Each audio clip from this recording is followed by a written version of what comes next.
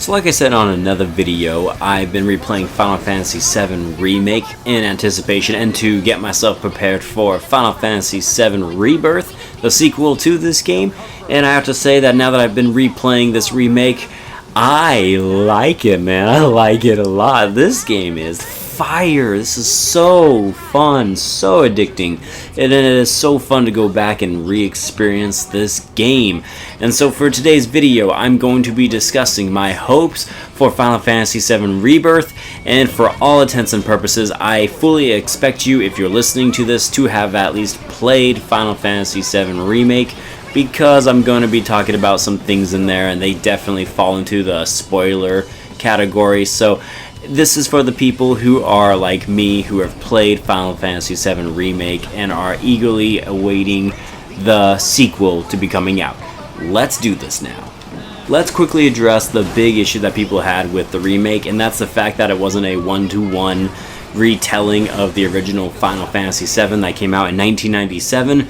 People don't like the idea that they are going to be changing up the story, and while I'm personally very much excited for that, I am not going to go into too much details about that because that's a whole video on its own that I'll be working on. But suffice it to say, and this is the biggest thing I want from the new game coming out here next year, is I want Final Fantasy VII Rebirth to embrace the idea that it's going to be different.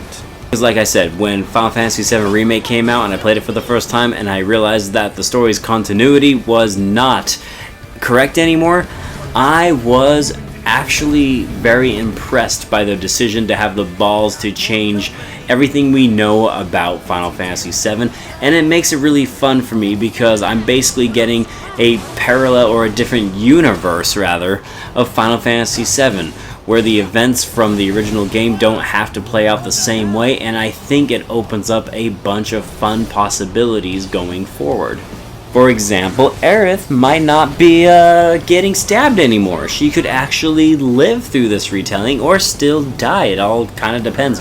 And her death might not even be the same. Sephiroth might not get so stabby. She might get eaten by a giant snake. It's always a possibility now, and that's what makes it so fun and why I'm so eager for the sequel, is because it's just opening up this realm of different possibilities. Now, do I expect them to still have some sort of a semblance to the original?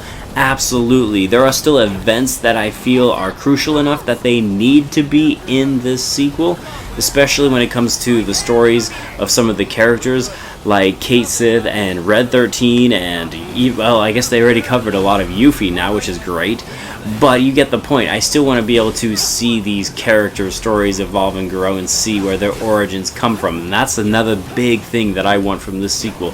I want more origin stories to be told, and I don't want them to all just be DLCs like they were with Final Fantasy VII Integrate, where you got Yuffie's story. I want to be able to see them in this game, and that brings me to my next point.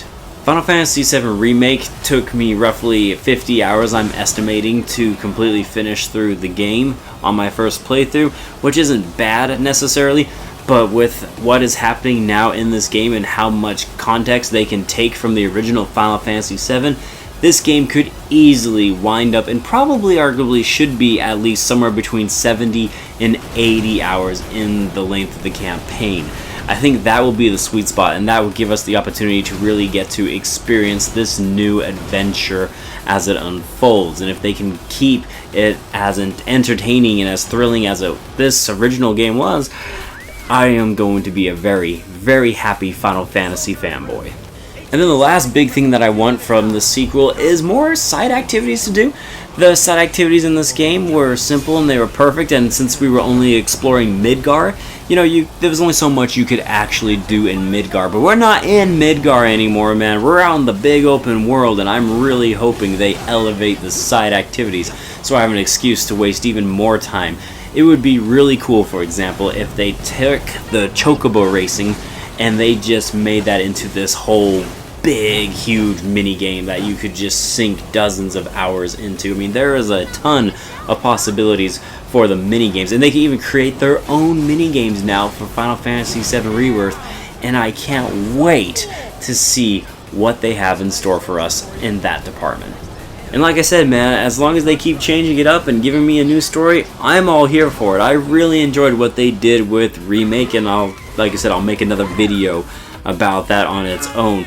But if they continue to change things up and to maybe not have someone get stabbed or maybe someone else gets killed, hopefully Cait Sith, because I hate that guy, but hey, maybe in this story arc he's a lot more redeemable.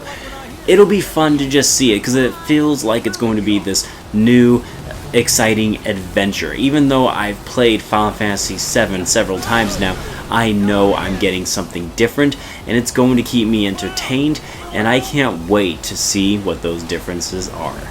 And now I'll pass the question off to you. What do you want to see from Final Fantasy VII Rebirth? Do you want it to be more like the craziness that you observed in Final Fantasy VII Remake?